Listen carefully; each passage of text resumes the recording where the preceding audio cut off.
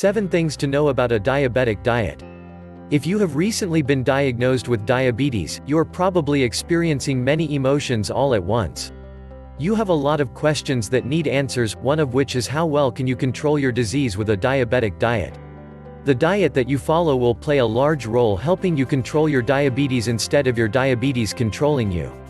1. There are no sets of guidelines that have been written in stone for the control of diabetes for every person. However, there are certain suggestions for all diabetes patients, in fact, for all Americans, that should be followed to maintain a healthy lifestyle. These suggestions are based on U.S. dietary guidelines for healthier eating. 2. These guidelines suggest limiting fat intake, limiting dietary cholesterol, a diet rich in fiber, eat fresh fruits in moderation, limit the amount of protein that is eaten and reduce your salt intake.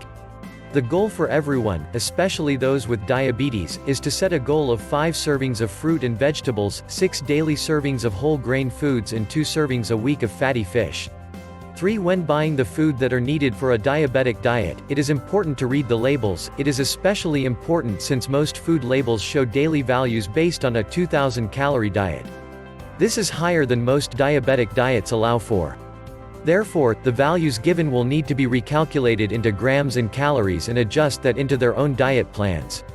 4. When measuring foods for your diabetic diet, it is important to weigh the food also to get the right amount of daily caloric intake. Every diabetic should have a food scale that can measure down to the gram, equal to about 1/28 ounce, in addition to normal measuring spoons and cups. The food should be measured after it is cooked to ensure the right amount is being served. 5. The timing of meals is also important on a diabetic diet.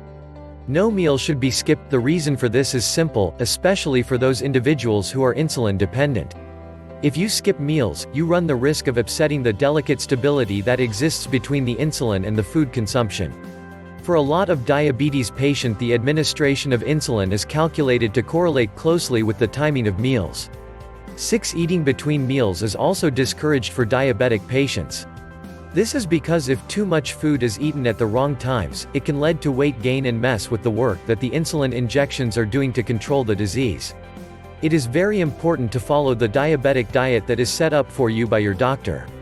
7. If there are any questions regarding your diet or your diabetes in general, do not try to answer them yourself. Call your doctor. The office staff will be more than willing to set up an appointment for you to discuss any of the concerns you may have with your physician. Click here to access the link below.